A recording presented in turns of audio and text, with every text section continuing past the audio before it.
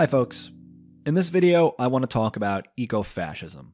I think we have only just begun to hear about this ideology, and I would like to get out in front of it. I will do this by way of a critique of the writer John Michael Greer. Now, I don't think Greer is an ecofascist. I would describe him as more of an eco-reactionary. But he does provide cover for ecofascists, and I find his eco-reactionary politics operate on a lot of the same premises. Having followed his work for over a decade, I find myself well positioned to tackle this set of ideas that most people have only started to hear about. I will talk about the way he tries to spin current events in a way that supports a far-right narrative, before talking about ecofascism and how Greer's own eco-reactionary ideology has him courting ecofascists. I find this more useful than engaging with ecofascism directly because I think eco-reactionary thinking is and will become more popular as time goes on.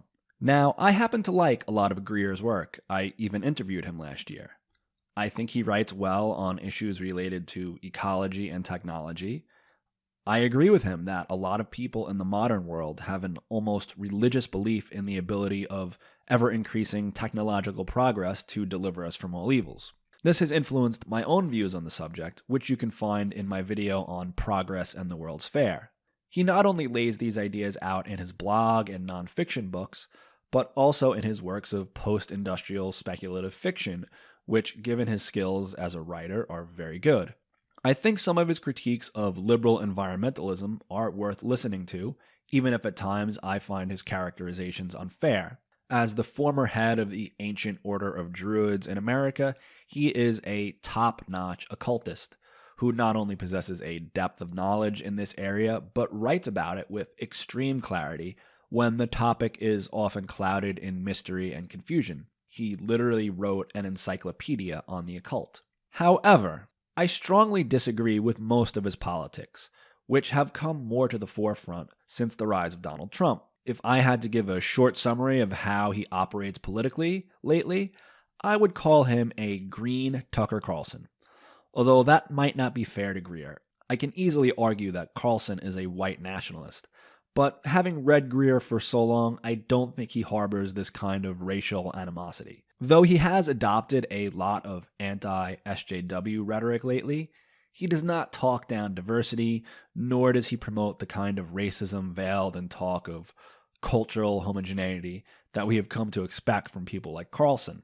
A quick example of what I mean by this, his most recent work of fiction takes place in the Lovecraft universe, where H.P. Lovecraft was racist even by the standards of his own time. Greer flips part of this world on its head by presenting the monsters and the brown people who follow them as the good guys in the story. Anyway, while he does not spread the kind of racism that someone like Carlson does, he does do the standard reactionary job of redirecting legitimate class anger, either by shifting it entirely onto foreign scapegoats or by directing it at the cultural habits of coastal elites. Like Carlson, Greer does understand how much the working class in this country has gotten shafted. He has a framing of the shift that the U.S. has experienced that I find a good way of illustrating how hard the working class in this country has gotten pounded. What actually happened is that the standard of living for the vast majority of Americans has dropped like a rock.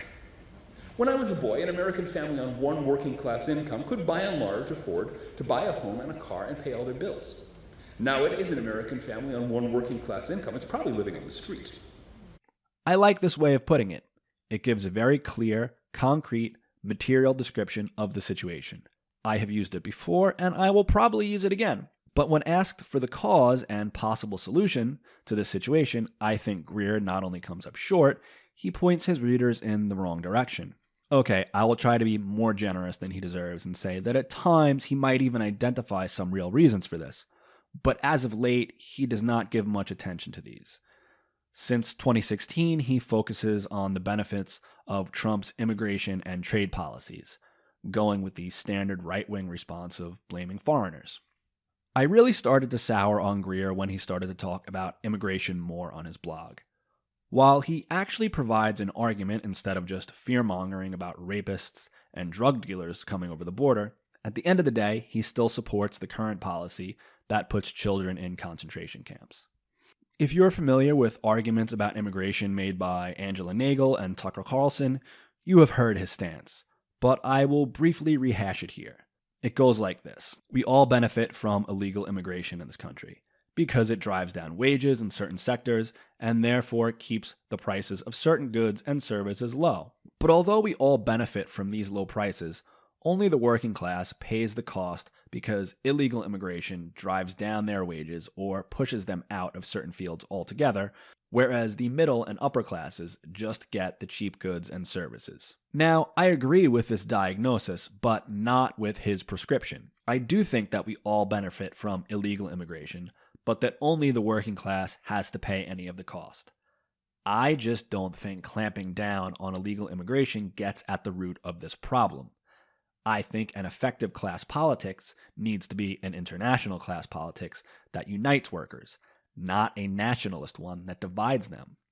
At the moment, GM workers in the US and Mexico are striking at the same time in solidarity with one another.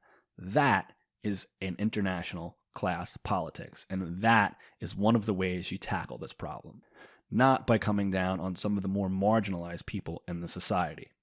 In any case, Greer is very astute at redirecting when he talks about this. Even though the policies he advocates have the most negative effect on immigrants, Greer performs a sleight of hand where his readers don't have to feel bad about this because he focuses their rage at comfortable liberals. These liberals get all the benefits and pay none of the costs of illegal immigration. So, according to Greer, they support policies that keep illegal immigrants coming into this country. Frankly, I think he gives liberals too much credit for understanding their own class interests. But what really galls me is the way Greer writes off liberal concerns about children in detention centers, claiming that these liberals who get so upset about baby jails don't care about children starving in this country. Now, I'm usually the first one to jump on liberals for their performative outrage and tears. But I'm sorry, if children in detention centers don't upset you, or you find yourself making light of someone's reaction to something this terrible, then seriously, and this is very important, so listen carefully, fuck off. Not to mention the fact that he is again giving sheltered liberals too much credit for understanding how fucked poor kids in this country are. Now, I bring up Greer not just because I'm very familiar with his work, but because I think we will see people calling from the same playbook as time goes on. It looks a lot like the way other reactionaries operate, but it has its own green twist. One thing that has really disappointed me is the way he has taken up the anti-SJW talking points. Due to his hard stance against fossil fuels, I don't think we will see Greer appearing on Koch-funded Dave Rubin anytime soon, but he would probably fit right in when talking about college kids these days. We see both of these things on display in two recent posts on his blog, Ecofascism. In a post titled The Twilight of Environmentalism, Greer asks why the media has suddenly become so obsessed with ecofascism. He claims that it is an incredibly fringe ideology and that the media has become so interested in it because, well, he does not state an explanation explicitly. He does seem to suggest that it is the term the media will tar anyone with if they advocate people change their lifestyle to lessen their footprint on this planet. More on this later. But the really odd thing about this blog is that it came out just a few days after a mass shooting in El Paso, where the shooter cited ecofascism as part of his motivation. Yet in the entire blog, Greer does not mention this. Strange, right? Nor did he mention the shooter in New Zealand who also expressed an affinity for ecofascism, or Anders Breivik who cited ecofascism a few years ago after he committed a shooting. I find this omission incredibly telling. The media talking about ecofascism was not going after left-wingers, or anyone else for that matter, who they did not like talking about changing lifestyles in order to address the ecological crisis. They talked about ecofascism because in the last few months, two people have gone on killing sprees in the name of this ideology. Fringe or not, when someone murders a bunch of people in the name of an ideology, I find this relevant to warrant news stories and opinion pieces. Another telling part of this is that Greer himself has no problem talking about fringe ideas on the left as if they present a major problem. A few months ago, he spent an entire blog talking about the cotton ceiling, For those unfamiliar with the term, the cotton ceiling is the complaint that some trans women have that cisgendered lesbians won't sleep with them. Considering trans people make up such a small percent of the population, and that those complaining about the cotton ceiling make up an even smaller percent of that population, I find it funny that Greer makes such a big deal about this, as if it says something about the intolerance and confusion of the left. The fact that someone who is neither trans nor a lesbian, and therefore does not have a dog in the fight, should spend an entire blog post on it also seems rather strange to me. In general, Greer greatly misrepresents the far left in comparison to the far right. In another recent blog post titled "The Flight to the Fringe," he tried to paint the far left as having less appeal than the far right by comparing two different pictures. The first, a picture of some hotties for Trump from the Donald subreddit. The other, a group of Antifa protesters burning a flag that he claimed came from, quote, the news media. More on that line in a second. But first, it does not take a lot to realize how dishonest a comparison this is. If Antifa is the most radical element on the left, wouldn't it make sense to compare them to the most radical amongst the right? But Greer doesn't do that. If he did, he would have to note that right-wing extremists have racked up a higher body count in just the past few months than left-wing extremists have in the last few decades. Members of groups like the Proud Boys encourage members to get in fights with leftists. The worst thing Antifa has done is get provoked into fights by the Proud Boys and other groups. While I don't find it a good idea to get goaded into clashing with these groups, and find the attacks on Andy Ngo particularly stupid, the level of violence from Antifa is minute compared to what we see from far-right groups. To say nothing of right-wing lone wolves who shoot up mosques, synagogues, and Walmarts. To talk about the left as out of control while this is going on is beyond absurd. If someone points out these little things on the left while ignoring much worse things on the right, they have either revealed their sympathies for the far right, or they can't assess the situation clearly. Which one is it, John Michael Greer? We see this in the photo of Antifa he claims came from the news media. Well, a Google reverse image search reveals that it appeared almost entirely on right-wing sites, mostly far-right sites, which really shoots down his claim that this picture reflects the image most Americans have of the far left. The picture appeared in sites like World News Daily, Zero Hedge, Der Stürmer. Anyway, you get the idea. Aside from one small paper in Pennsylvania, this image appeared entirely on fringe or far-right sites. Unless people already have far-right views, this is not the impression they have of the far left. I tried several times to bring this all up to Greer in the comments section, but my comments did not go through. He seems to have blocked my IP address, which he does. Perhaps he does not want to get called on his bullshit in front of his readers. Or perhaps he blocked me after I made a somewhat unfair criticism last year, after he dodged a question that he has repeatedly dodged. Okay, but what does this have to do with ecofascism? Well, for that, I will go to a clip of Matt Chrisman from Chapo Trap House talking about Charlottesville. Because if you think there's not going to be more ecological and economic catastrophes in the future that liberalism is wholly unsuited to fucking deal with, and that failure is not going to lead to fascism filling that fucking hole, you got another thing coming. And that's what these guys are. These guys who marched in Charlottesville, these are the people who are aware of the unspoken premise of this sort of zombie neoliberalism we're living in, which is that we're coming at a point where there's going to be ecological catastrophe, and it's going to either require mass redistribution of the ill-gotten gains of the first world or genocide. And these are the first people who have basically said, well, if that's the choice, I choose genocide. And they're getting everybody else ready intellectually and emotionally for why that's going to be okay when it happens, why they're not really people. When we're putting all of this money into more fucking walls and drones and bombs and guns to keep them away, and so that we can watch them die with clear consciences, it's going to be because we've been loaded with the ideology that these guys are now starting to express publicly. On the other side of them, you have people who are saying in full fucking voice. No, we have the resources to save everybody, to give everybody a fucking decent and worthwhile existence. I think Greer's comments do serve to downplay and normalize this kind of behavior, whether it is right-wing extremism, children in cages, or whatever horror comes next.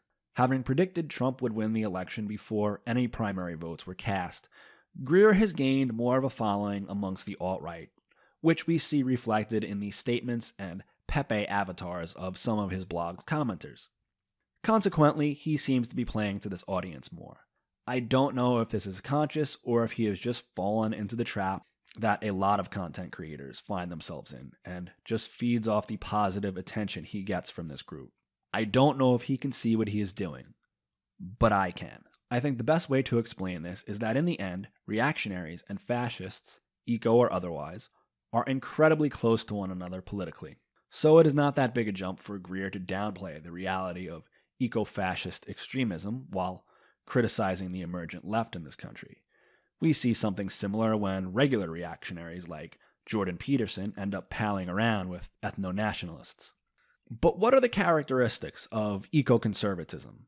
There are three I want to talk about. First, unlike many conservatives, eco-reactionaries recognize the reality of man-made climate change. One reason I think eco-conservatism will become more popular moving forward is because it has become harder to deny the reality of climate change, particularly as it begins to play out before our eyes. I have seen that many mainstream conservatives find it hard to deny climate change, even if they remain adamant we don't do anything about it. Second, eco-conservatives tend to focus on the scarcity of resources. I actually think this is a good thing. While climate change is a major ecological crisis, the fact that we are using non-renewable resources at such an unsustainable rate is a connected problem. This is conservatism in the most literal and useful sense, a desire to conserve what we have. I think a lot of us on the left get uncomfortable with this for two reasons. Capitalism does create artificial scarcity, so I think some environmentalists on the left confuse the material limits of our planet with the artificial scarcity that capitalism uses to coerce people into all kinds of behavior. The other reason is that a recognition of scarcity can lead someone, especially if they are more conservative, to embrace nationalist or imperialist policies to gain resources for their group and leave others to hang. But not only do I not think a recognition of scarcity automatically leads to this, I think a denial of it gives an opening to the right. It is perfectly in line with left values to acknowledge the scarcity of certain resources so long as we don't have a reactionary response to this. A left approach to dealing with scarcity involves trying to distribute these resources equally, and while we're at it, not use so many of them so they can provide a decent standard of living for as many people for as long as possible. The third characteristic of eco-reactionaries is their inability to imagine new ways of dealing with ecological problems, or to even accept leftist ideas that have worked in the past. In fact, they actively fight against them. One thing I appreciate about Burkeans like Greer is their preference for things that have worked in the past. Sadly, many of them don't actually adhere to this in principle and use all manner of bad arguments to dismiss leftist approaches to this problem. We see this in people like John Michael Greer when he cites John Booth's criticisms of Scandinavian social democracy. As Matt Bruning points out, Booth's book does not really criticize these countries' policies as much as it points out cultural and geographic issues in these Nordic countries where people suffer from depression due to too few hours of sunlight in the winter. So what solutions does this leave them with? Well, in keeping with conservative values, it makes them advocate for changing personal consumption habits. This is something I find good and wish that us on the left would not scoff at so much. I think that's starting to change though. But it is not sufficient to deal with the problems we face. Me driving a used compact car and growing my own food is not going to make a dent in the system that everyone finds themselves stuck in, which is why Greer is incredibly pessimistic about our ability to stop climate change. He thinks our civilization will slowly collapse, and the best we can do is adapt to this. I find this terribly bleak and unlikely to motivate action, which is funny because this is part of his critique of the more doom and gloom climate activists. Greer scoffs at climate change activists for not accomplishing much. But his alternative is for his readers to adopt a less wasteful lifestyle, not because he thinks this will change things quickly enough to avert climate disaster, but so that people will be more prepared for a coming collapse. Some of his criticisms of activists who don't change their consumption habits are valid. Nobody wants to get lectured about climate change from someone who does not want to give up their wasteful middle-class lifestyle, let alone a rich person who consumes even more. But while we can't excuse some of this consumption, many people have little choice in their consumption habits. If there is no public transport, people need a car, and so on. Which is why the Green New Deal, which Greer criticizes, gets it right, by providing jobs that make the changes we need. The changes we need to make require everyone to reduce their consumption, but we can't expect working people who already struggle to meet the demands of capitalism to shoulder this burden of changing their lifestyle when they barely have the time and money to scrape by in the current system. While Greer is one of those conservatives that favors things like worker co-ops, he has a mostly negative view of any kind of government program. I find this unhelpful, and it shows why he does not think we can avert climate change and civilizational collapse. Because he can't imagine shifting the resources currently used by the US government on the military into a green transition. He seems to think all government programs are a grift. Concerning the Green New Deal, he said, "It's as though your house was on fire and someone pounded on your door, insisting that you had to sign a contract, giving him your property so he could fight the fire. You shouldn't sign the contract, and the reasons he brandishes to try to talk you into signing it are bogus, but that doesn't change the fact that your house really is on fire." To stick with this analogy, Greer assumes anyone carrying a bucket to your burning house wants you to sign it away and would rather let the whole thing burn down than be scammed. It is clear that he mistakes the proponents of the Green New Deal for these scammers, because elsewhere he associates the idea with democratic centrists, when the idea has come from the left wing of the party. Democratic centrists like Nancy Pelosi have ridiculed the idea. Greer's stance is all the more troubling because Sanders' Green New Deal has a lot of proposals around efficiency and local agriculture that Greer would approve of. But he is too busy yelling, "Get off my lawn," to hear this. Also, it is hard to sell his brand of eco-reactionary pessimism if people don't see any chance of putting the brakes on this system. Better for him to present the proponents of the Green New Deal as privileged coastal elites looking to march you off to the gulag by providing jobs, retrofitting homes for efficiency, promoting renewable energy and sustainable agriculture. Oh, the horror. Now, Greer might be right. We might be fucked no matter what. But I can't live my life like that. I can't act like we are doomed when we could mobilize to make the necessary changes. He claims to know that we are past the point where we can make these changes. But it is all speculation, and we should not buy it, especially when his assessment of the political landscape in this country is so off. A late boomer, Greer talks about socialism as if it is the boogeyman it was when he was younger. But Bernie Sanders is the most popular politician in the country. His policies like Medicare for All and the Green New Deal also have overwhelming support, even amongst conservatives. When I interviewed Greer last year, he made the Black Book of Communism argument, and I was frankly too shocked to respond with something from Amartya Sen or even Matt Christman. Yet he supports U.S. immigration policies, which are definitely on the spectrum of ethnic cleansing. So while I think the left needs to understand some of the arguments that come from eco-reactionaries, the viewpoint itself ultimately leads people to side with fascists over any kind of left agenda or humane policy for that matter. As climate change causes agricultural and political instability, we will see even more mass migration. Greer's brand of eco-reaction would have us concentrating on policing the borders, and if things get more dire, who knows what else. They will have us looking at personal consumption when we need to tackle this problem collectively as well. Now, I hesitated to make this video. Although I have strong criticisms of Greer, I also think he gets a lot of things right. I think his approach involves two prongs that we need: reducing consumption and re-engaging in local politics to reshape our communities in ways that help us consume less energy and resources. However, I think his preference for smaller local solutions has made him reject a necessary third prong, shifting the massive amount of resources away from the military and our current energy intensive infrastructure and putting them to use building more sustainable infrastructure. I think his wariness of government programs makes him reject this. And I don't think he has anything to back up his prediction that it is too late to pull this off. The process we are living through has never happened before, and his claims are all speculation. That's it for today, folks. Please like, share, and subscribe. If you really like what I do, please support me on Patreon. There's a link in the description.